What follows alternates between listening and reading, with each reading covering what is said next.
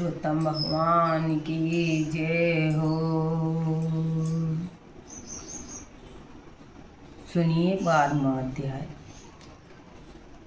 शंकर जी के चले जाने पर वह बाला क्रांतिहीन श्वास पर श्वास लेती हुई भयभीत होकर आंखों में आंसू लाकर रोने लगी।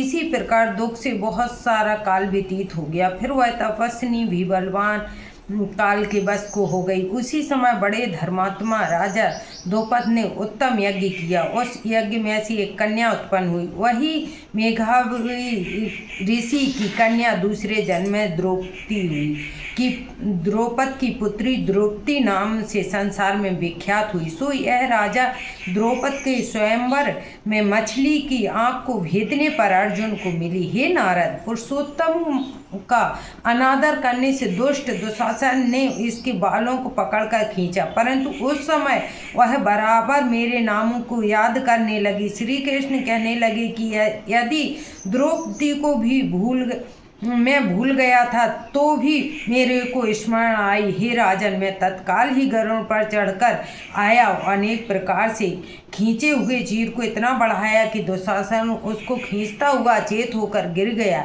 सदैव मेरे से स्नेह करने वाली और पतिव्रता को पुरुषोत्तम मास का अनादर से मैं भी उसको त्याग देता हूँ। पुरुषोत्तम मास का तिरस्कार करने वालों को मैं भी त्याग देता हूँ। इसलिए इस प्रकार से पुरुषोत्तम मास ऋषियों देवताओं को भी श्रवण योग्य है। फिर मनुष्यों की तो अत्यंत ही मनवांछित फल को देने वाला है। इसलिए आने वाले पुरुषोत्तम मास की आराधना करो। 14 वर्ष पूरे हुए, अब सब कुछ अच्छा ही होगा। श्री नारायण कहने लगे। इस प्रकार श्री कृष्ण द्रौपदी और पांडवों को समझाकर द्वारकापुरी जाते हुए बोले, हे राजन, अभी ब्रह से व्याकुल द्वारकापुरी को मैं जा रहा हूँ। ऐसा कहने पर भगवान प्रेम मगन हो पांडवों पुत्रों को धीरे धीरे लौटाकर द्वारकापुरी को चले गए।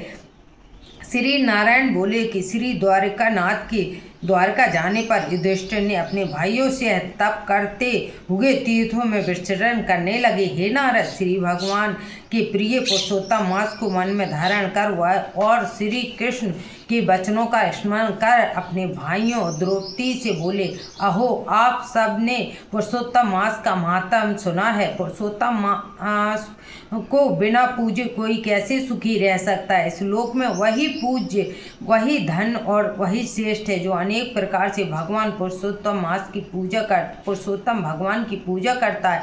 इस प्रकार सब तीर्थों में विचरते हुए पुरुषोत्तम मास को प्राप्त होने पर विविध उसका व्रत करने लगे और 14 वर्ष व्यतीत हो जाने पर श्री कृष्ण भगवान की कृपा से अंत तक राज्य को प्राप्त हुए।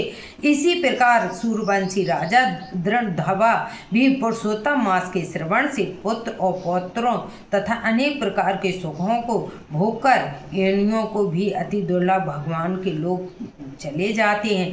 बोलो पुरुषोत्तम मास की जय।